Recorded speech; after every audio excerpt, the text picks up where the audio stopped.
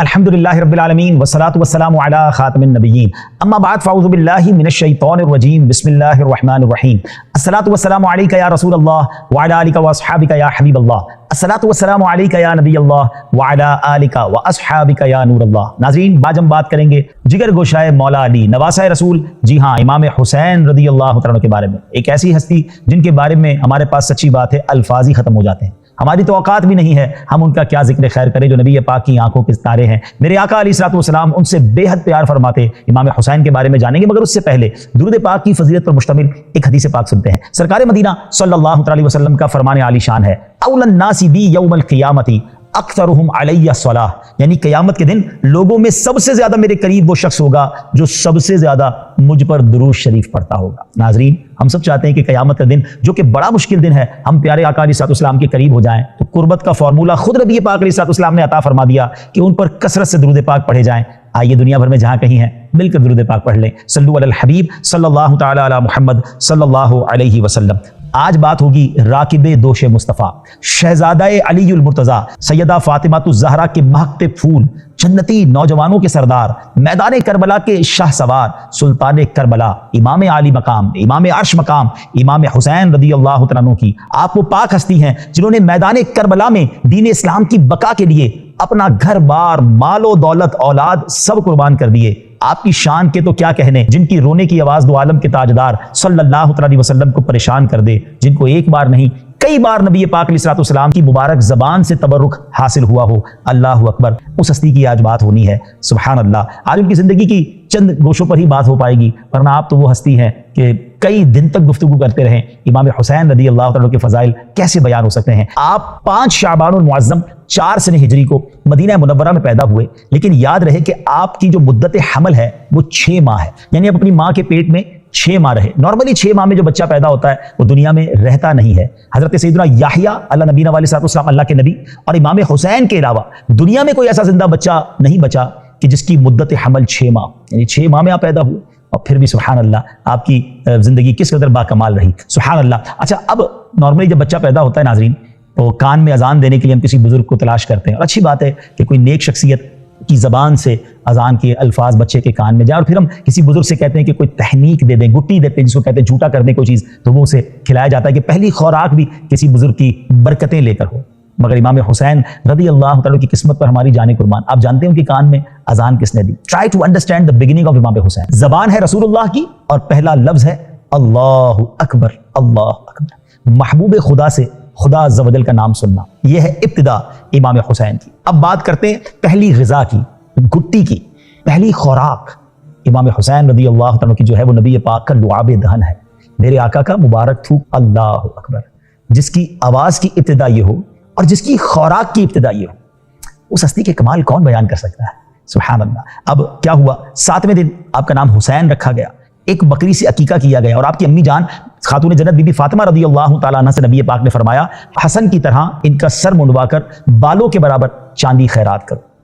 मरहबा, सरवरे आलम के पिसर आए हैं, सैयदा फातिमा के लख्ते जिगर आए हैं, वाह किस्मत के चरागे हरमैन आए हैं, ऐ मुसलमानों मुबारक के हुसैन आए हैं। सुभान अल्लाह। आपका मुबारक नाम हुसैन, आपकी कुन्नियत अबू अब्दुल्ला, आपके अलकाब सिबते रसूलुल्लाह और रैहानतुर रसूल, यानी नबी पाक के फूल हैं। आए हैं, जब भी तो आला हज़रत कहते हैं ना, क्या बात रजा उस चमनिस्तान करम की, क्या बात रजा उस चमनिस्तान करम की, ज़हरा है कली जिसमें हुसैन और हसन फूल। सुभान अल्लाह। आपकी शान और आपके फ़ज़ाइल तो इस कदर आला हैं कि खुद नबी पाक अलैहिस्सलाम की अहदीस आपके मर्तबे को हमारे सामने वाज़े करती हैं। प्यारे आका फरमाते हैं, हुसैन मिन्नी व अना मिन हुसैन, हुसैन मुझसे हैं और मैं हुसैन से हूँ। अहब्बल्लाहु मन अहब्ब हुसैना, अल्लाह पाक उससे मोहब्बत फरमाता है जो हुसैन से मोहब्बत करे। वल हुसैन सिब्तुम मिनल अस्बात, हुसैन अस्बात में से एक सिब्त है। हज़रत मुफ्ती अहमद यार खान नईमी रहमतुल्लाहि तआला इस हदीस के तहत फरमाते हैं, मैं और हुसैन गोया एक ही हैं, हम दोनों से मोहब्बत हर मुसलमान को चाहिए।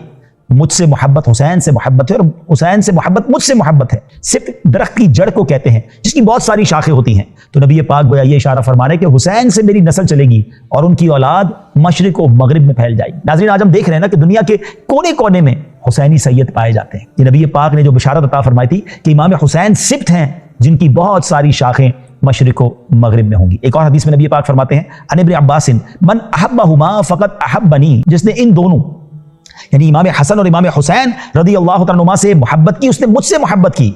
मन अबग़दहुमा फ़क़द अबग़दनी, और जिसने उनसे अदावत की उसने मुझसे अदावत की।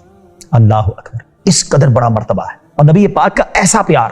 प्यारे आका अलैहिस्सलाम की आपने हदीसें सुनी, अब आपकी इबादत और रियाजत का क्या आलम था। नॉर्मली जब बंदा बड़े खानदान से हो, पहले ही जन्नती नौजवानों का सरदार कह दिया गया हो, तो अब सोचने वाला तो कोई सोच सकता है कि अब इतनी ज्यादा इबादत और रियाजत की क्या हाजत है। मगर अल्लाह वालों के अंदाज निराले होते हैं कि मर्तबा बड़ा है, गुनाह नहीं है मगर इबादतें फिर भी जारी हैं। और एक हम हैं कि गुनाहों का अंबार सर पर है, मालूम नहीं कि आखिरत में क्या होगा, मगर फिर भी इबादतों से दिल चुराते हैं। ऐ इमाम हुसैन के चाहने वालों, ऐ सिलसिला कादरिया से मोहब्बत करने वालों, सुनिए इमाम हुसैन के बारे में आता है कि आप इस कसरत से नमाज पढ़ते, रोजा रखते, हज करते, सदका और खैरात करते और तमाम भलाई के कामों को करते थे। शहजादा इमाम आली मकाम हजरत सैयदना इमाम ज़ैनुल आबिदीन ने फरमाया, मेरे वालिद गिरामी हजरत सैयदना इमाम हुसैन रदी अल्लाह तआला अन्हु दिन और रात में 1000 रकात नवाफिल अदा फरमाया करते थे। 1000 नफल रोजाना। यहां तो फर्ज नमाज लोग नहीं पढ़ते, अच्छा जो फर्ज पढ़ते वो नवाफिल नहीं पढ़ते, सुन्नतें नहीं पढ़ते। ऐसा ना कीजिए, अल्लाह करे कि हम फर्ज नमाज के भी पाबंद बन जाएं और इमाम हुसैन का ऐसा फैजान नसीब हो जाए कि हमारा दिल नवाफिल में भी लग जाए। यह अल्लाह के कुर्ब का तरीका है। इतना फजूल टाइम जाया करते हैं मगर इबादत की तरफ नहीं आते।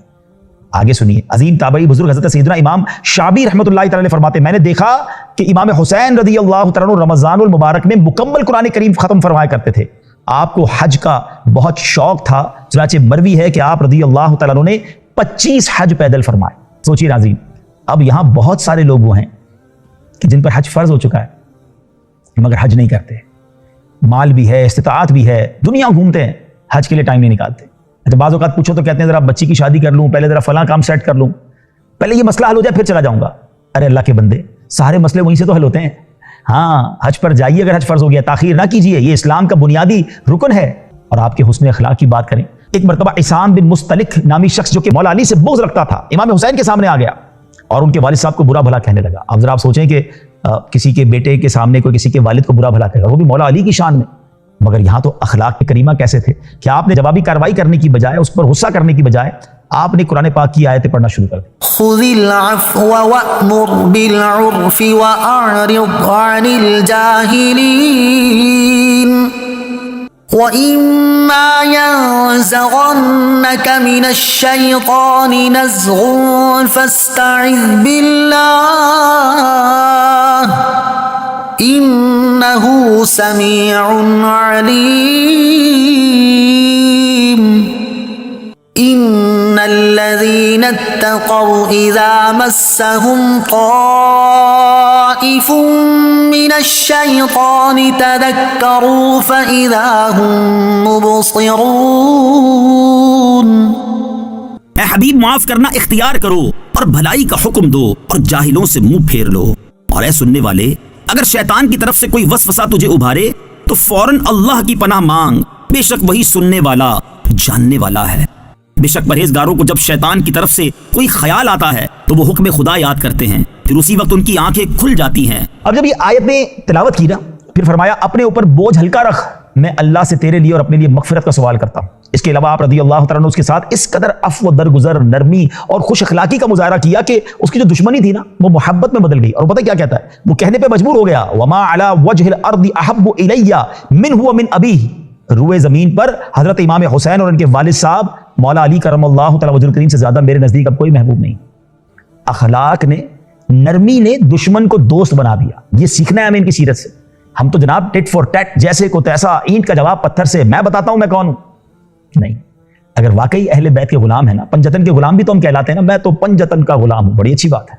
मगर क्या पंजतन का गुलाम हर वक्त लड़ाई के लिए तैयार रहता है, हर वक्त गुस्से में रहता है, बदला लेने की सोचता है? आपके वालिद साहब को बुरा कहा, आपने तिलावत कुरान की, नरमी से पेश आए, दोस्त बना लिया। ये तरीका है अल्लाह वालों का। अल्लाह करे कि हम ये बात समझ जाएं और हम भी नरमी से, दरगुजर से, मोहब्बत से काम लें। सुभान अल्लाह। इमाम हुसैन रदी अल्लाह तआला अन्हु का सदका और खैरात पता है कैसा था? आए हाय, ये घराना मेरे हुजूर का है ना, इनका तो सारा घराना ही सखी है।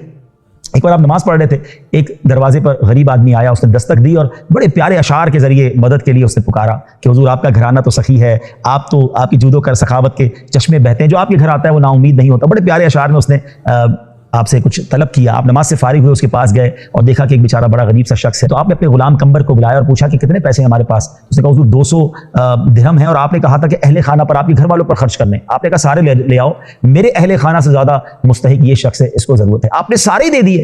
اور پھر پتہ کیا فرمایا؟